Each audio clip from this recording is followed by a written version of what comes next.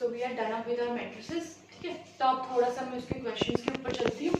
तो question number first, okay, आप देखिए, आप खुद भी ना सॉल्व करें ना मेरे साथ साथ, क्योंकि अगर मैं ही सॉल्व करती रहूंगी, मैं ही आपको ट्रिक्स बताती रहूँ, तो आप बोलोगे कि ये तो बहुत ईजी है, तो हम कर लेंगे, बट पता तब चलता है जब आप खुद करने बैठोगे, ठीक है। तो क्वेश्चन नंबर फर्स्ट इज, ए हमारे पास दिया है 1 0 0 -1 और बी हमारे पास दिया है 1 0 x और 1, ठीक है। उसने बोला है कि x की वैल्यू निकालो अगर a b equal to b है, तो ए बी निकालो। अच्छा ये अब, अच्छा आपको ना एक चीज बताती हूँ इसमें, ठीक है। अब इसको एक यूनिवर्सल रिजल्ट लेके मत चलना, ये मत बोलना कि ये तो यूनिवर्सल रिजल्ट है, हर में लगेगा, बट ये ऑलमोस्ट में लग जाएगा आपके पास। जब ऐसी दो हो जाए ना आइडेंटिटी मैट्रिक्स, मतलब इसमें 1 आए या कुछ ऐसा है, तो इसका जो रिजल्ट आता है ना वो डायरेक्ट तुम्हारे पास क्या आता है, ये same matrix as it is, ठीक है। और यहाँ पे सिर्फ आपके पास x है, दैट्स इट। तो ये आपके पास रिजल्ट आता है, नहीं ना तो करके देख लो, 1 x 0 -1, ओके। और बी ए निकाल लेते हैं फिर। बस आपको थोड़ी इसमें ना वो करने की जरूरत है, मैट्रिसेस में कोई ऐसे शॉर्टकट्स नहीं है, मैट्रिसेस में ऐसा ही है जो रैंक का मैंने बताया आपको शॉर्टकट, इनवर्स का शॉर्टकट बताया, ठीक है। तो बी ए निकालिएगा, that is 1 -x 0 and okay, यही आया। तो इन दोनों को इक्वल करते हैं, तो जब आप इन दोनों को इक्वल करते हैं तो आप ये चीज देख रहे हो x = -x, क्योंकि ये मैट्रिसेस की आइडेंटिटी है कि अगर दो मैट्रिक्स एक दूसरे के इक्वल हैं हमारे पास, तो इसका अगर फर्स्ट रो का फर्स्ट एलिमेंट उसके फर्स्ट रो के फर्स्ट एलिमेंट के साथ मैच करेगा, फर्स्ट रो का सेकंड एलिमेंट उसके सेकंड के साथ मैच करेगा, first row then second row का फर्स्ट एलिमेंट हमारे पास उसकी सेकंड रो के फर्स्ट के साथ, और सिमिलरली सेकंड का सेकंड के साथ। तो इसका मतलब x + x = 0, 2x की वैल्यू 0, तो x की वैल्यू क्या आई तुम्हारे पास 0। तो अगर ये क्वेश्चन एनडीए में आया हुआ है तुम्हारे पास, अगर ये क्वेश्चन देखो आता है तो हार्डली अगर तुम्हारी प्रैक्टिस है मल्टीप्लिकेशन की, तो इट विल टेक 30 सेकेंड्स और लेस, ओके। तो let's move on to the next question, okay. Next question देखिए, a की वैल्यू दी है, ठीक है, उसने बोला a n की वैल्यू निकालो, ठीक है। अब a n, चलो छोड़ो, मैं ये आपको ये क्वेश्चन दे रही हूँ कि a की वैल्यू a n की वैल्यू निकालनी है, छोड़ो आप a n छोड़ो, मैं आपको बोलती हूँ कि a की पावर में मेरे को 200 निकाल के दिखाओ, तो क्या करोगे आप, a की पावर 2200 निकालने के लिए a × a ये करना शुरू करोगे? नो, इतना टाइम है ही नहीं हमारे पास। सिंपल है, देखो क्या करना है, मैं a की पावर में n निकालनी है ना, तो a की पावर n निकालना है, तो मैं ना a² का ट्रेंड देख लेती हूँ कि a² का ट्रेंड क्या आता है। तो मैं क्या करती हूँ, लो मैंने ये कर दिया, इसका मेरे को देखना है ट्रेंड, ठीक है जी। तो अब मैं क्या करूंगी, इसको जब मैं मल्टीप्लाई कर दूंगी तो मेरे पास ये मैट्रिक्स बन के आ जाएगी।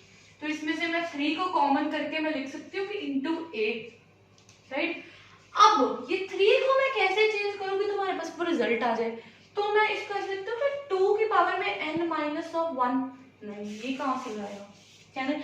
अब 3 को मैं किस सेंस में लिखूं कि तुम्हारे पास जो रिजल्ट आ जाए वो मेरे पास सेम आए। तो देखो आप खुद देखिए, अब मैंने करा कि a² को जब मैंने किया तो मेरे पास आया 3 × a³ को जब मैं करूंगी तो आएगा 3² ये आएगा। तो n को जब मैं करूंगी वो क्या आएगा, 3 की पावर में n - 1 तो ये तुम्हारे पास क्या है रिजल्ट।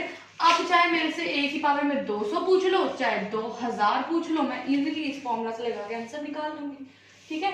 तो ट्रेंड बनाने की कोशिश किया करो कि ट्रेंड कैसे बन सकता है हमारे पास, ठीक है।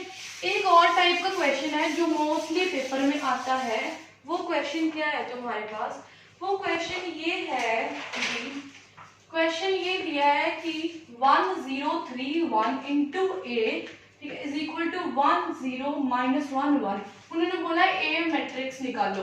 तो इसमें एक बहुत इंपॉर्टेंट बताने लगी हूँ आपको मैं, अगर ये गिवन है a b = c, ठीक है, मतलब ये मैट्रिक्स ही है तीनों, तो अगर उसने बोला है कि ये तुम्हारे पास अननोन मैट्रिक्स है, तो जो ए है ना वो उधर जाके अपना इनवर्स निकाल लेगा।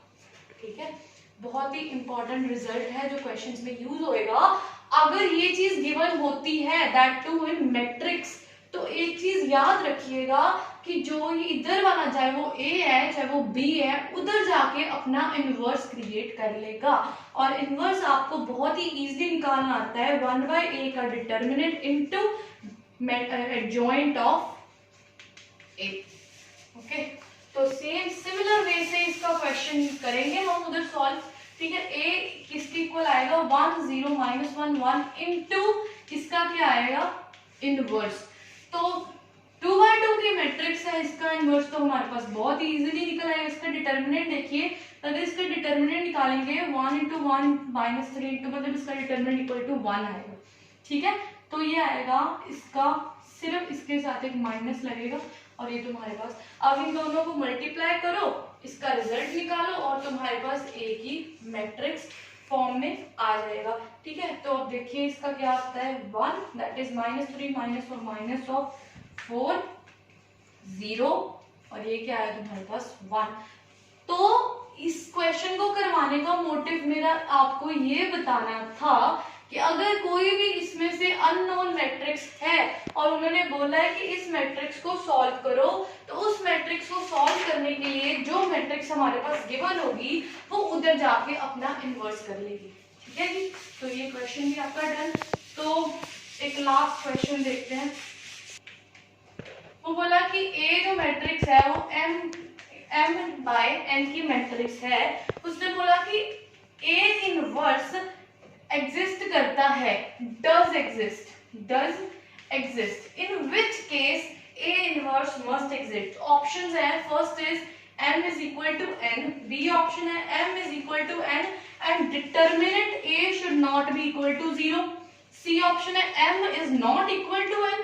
ठीक है, और डी ऑप्शन है m = n और डिटर्मिनेंट ऑफ a = 0। अब देखो, हमें पता है A इनवर्स का फॉर्मूला क्या होता है, 1/a determinant into adjoint of A। ठीक है, अब अगर इसका डिटर्मिनेंट 0 हो गया, अगर इसका डिटर्मिनेंट, तो आपको लगता है A इनवर्स एग्जिस्ट करेगा, कभी भी नहीं करेगा।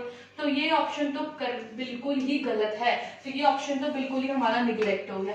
ठीक है, अब देखो और कुछ जाने की जरूरत ही नहीं है, ऑप्शन ही यही है कि determinant should not be equal to 0। अगर डिटर्मिनेंट 1/0 हो गया तो ये तो इंफिनिटी में पहुंच जाएगा, ए इनवर्स एग्जिस्ट ही नहीं करेगा, तो डायरेक्ट तुम्हारे पास ऑप्शन क्या है, बी। ठीक है जी, तो इस टाइप के क्वेश्चंस हमारे पास आते हैं मैट्रिसेस के, जो आपको सॉल्व करने होते हैं। तो एक और क्वेश्चन देखिए, देन अगेन एक और क्वेश्चन हमारे पास ये है कि ए आपको दिया है, मैट्रिक्स दी है। ठीक है, फिर ये एनडीए का बहुत ही फेमस क्वेश्चन, और एनडीए में आ रखा है क्वेश्चन। ठीक है, a की पावर n निकालिए, फिर वही चीज कीजिएगा, a² करके इसको क्या करो, इसको एक ट्रेंड में कन्वर्ट करो। ठीक है, जब आप इसको सॉल्व करोगे तो तुम्हारे पास इसका रिजल्ट क्या आएगा, that will be equal to 8 8 8 8। ठीक है, तो ये क्या आया, 2 की पावर क्यूब 2 की पावर क्यूब 2 की पावर क्यूब 2 की पावर क्यूब। तो इसको मैं ऐसे लिख सकती हूँ, 2 की पावर n-1, सॉरी 2 की पावर 2n-1, जब a² को, तो 2 की पावर 2n-1, 2 की पावर 2n-1, 2 की पावर 2n-1, तो an तुम्हारे पास क्या आया,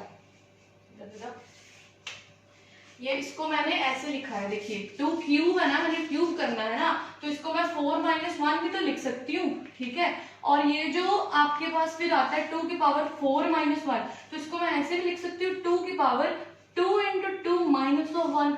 डिफरेंस तो कुछ भी नहीं हुआ, तो बस यहाँ पर क्या है, 2 के n की वैल्यू, तो इसको मैंने ऐसे लिखा है 2n-1।